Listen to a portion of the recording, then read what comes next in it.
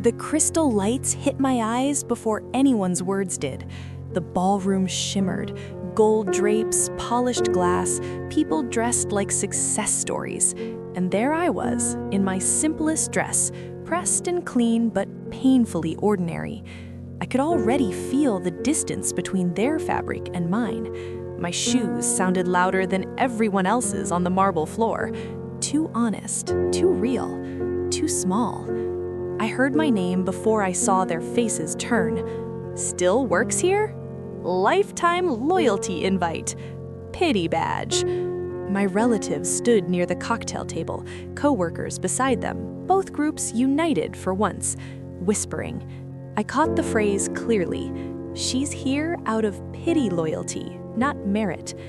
The music kept playing, the smiles kept shining, and I kept walking like I didn't bleed. Halfway through the program, the host's voice boomed, sugar-coated and sharp. And now, a very special appreciation moment for our longtime support staff. Support staff, not strategist, not project architect, support staff. My name flashed on the giant screen behind him. I didn't remember agreeing to this. Come, come, he said, curling his fingers at me like calling a harmless pet. Let's honor dedication of the emotional variety. People laughed before I even reached the stage. The slideshow began. Not my work, not my reports, not the systems I built. Bad photos, office pantry shots, me eating alone, me bending to pick files, me mid-blink, tired eyes, loose hair, wrong angles, cheap lighting, each photo chosen with surgical cruelty. Laughter rolled, soft, controlled, deniable. Office aunty, someone said. Free therapist, another voice added. Doormat, came a whisper too loud to hide. My manager took the mic. If kindness were currency, she'd be a billionaire. Unfortunately, business prefers spine. The crowd reacted with that corporate half-laugh, the one that asks permission before being cruel. The loudest clap came from my own family's table. Then came the knife twist. A junior employee, the one who once sat beside me asking how to structure the project model, was called up and credited as lead architect of the initiative I built from scratch. He smiled, confident, polished, practiced. I reached for the mic to speak. My voice came out as air. The host tapped it. Oops, technical joke. Even the mic knows she lets others speak first. More laughter. They handed me a cheap acrylic trophy, printed label, most likely to say yes. My fingers trembled around it. Camera zoomed in. I smiled, steady, graceful, obedient, the way survival trained me. A passing elbow tipped a drink across my shoulder. Cold liquid spread down my dress. Phones lifted, no napkins offered, only lenses. I looked into the audience and found the man whose business loan I once saved with my personal guarantee. He saw me. He looked away. That was the exact second something inside me went silent, not broken, silent, like a courtroom before a verdict. They thought patience meant weakness. I walked off the stage through laughter. My face was calm, too calm. Kindness was never my personality. It was my armor. I learned it young, in a house where anger was danger and agreement was safety. Doors slammed like thunder there. Silence kept you fed. My mother would say, "Be useful and you'll be loved." So I became useful. I solved school disputes, mediated playground wars, finished group projects alone, fixed family fights with tea and soft words, covered money gaps with savings meant for myself. My first betrayal came with a scholarship essay. My best friend submitted my draft as hers. She cried when confronted. They forgave her. I congratulated her. At work, I trained people who later evaluated my performance. I paid my brother's debts quietly. Years later, he laughed and told someone, "She's financially dumb, too emotional." I covered shifts, solved emergencies, ghost wrote reports that executives presented as their own brilliance. Nights were different. Nights were honest, pillow damp, jaw locked, head splitting with migraines. I told myself goodness compounds, interest accumulates, time sees everything. My journals say otherwise, page after page of swallowed anger written in neat handwriting. I once rejected a promotion because it would push out a struggling colleague. He later voted against my raise. My body kept score. Insomnia, jaw pain, headaches like steel bands. Still, I believed time would reward integrity automatically.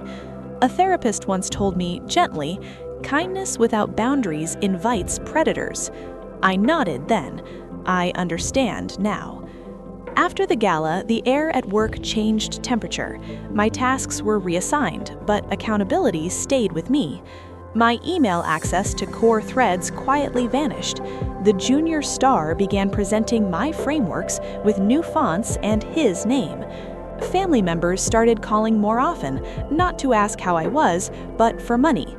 They had seen the video clip of my stage humiliation. Power attracts respect. Mockery attracts requests. A cousin denied my recorded loan publicly. It was a gift, he said, smiling. I opened a founding document I had drafted. My name was gone. My desk was moved to a corner for restructuring efficiency. I overheard leadership through the glass wall. If layoffs happen, she won't fight. She's harmless. A client called me directly. Why are you no longer listed as project originator? I smiled into the phone. Must be an update delay. That night, I began collecting dates, files, versions, witnesses. I recorded jokes they made about exploiting my nature. I spoke less, watched more. They celebrated my silence like victory. They didn't recognize preparation. My kindness changed shape, controlled, selective, strategic. The turning point came at 11:42 p.m. Unknown number. A former executive, one I once helped stabilize a crisis report years ago. I saw the gala clip, he said. Listen carefully. The company is under audit. Your archived reports are central. My pulse slowed. He kept copies of your credited drafts, he added.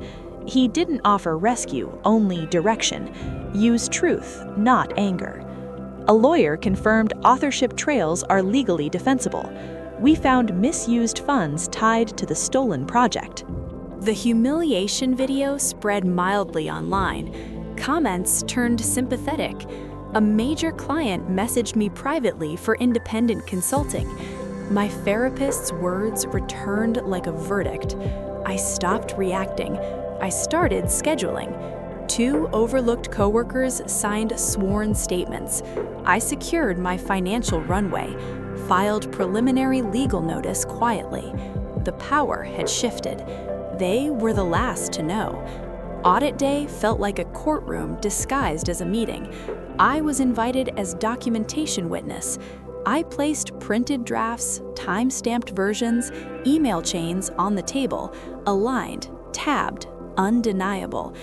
The junior presenter contradicted file history live. Leadership stumbled over authorship removal explanations. My lawyer submitted retaliation evidence. The gala humiliation segment entered record as hostile culture proof. A major client suspended their contract mid-session. My independent consulting agreement was revealed. My cousin's denied loan appeared through bank transfers. I spoke calmly, precisely, without heat. They tried calling it misunderstanding. Documents answered for me. Board members' voices softened toward me. Settlement negotiation began, heavy, favorable. Public correction notice named my authorship. The fake award photo trended beside the legal headline. I never insulted them. Verified truth did it better. I cleared my debts, funded my own small firm. Apology messages arrived. I didn't reopen doors. Family voices grew careful. I wrote personal boundaries like legal clauses. Sleep returned. Headaches faded. Months later, I entered the same gala hall as a consultant guest. The laughter group avoided eye contact. The executive who called me gave one nod. I framed my original draft pages on my office wall. Donated anonymously to employee legal aid. Kindness became a tool with locks, not an open tap. My voice steadied. I stopped over-explaining. Peace felt unfamiliar, but earned. Kindness without boundaries becomes self-erasure. Patience is not permission. Time is the sharpest revenge when paired with records and restraint. Quiet people often keep the strongest evidence. Emotional control is louder than shouting. Humiliation can be a turning point, not an ending. Document mistreatment early. Revenge doesn't require cruelty, only truth and timing. Never rush your response when you can prepare your victory. If you've ever been underestimated, tell your story below. Like and comment for more first-person revenge journeys. Subscribe for cinematic justice stories. They used my kindness. I used time.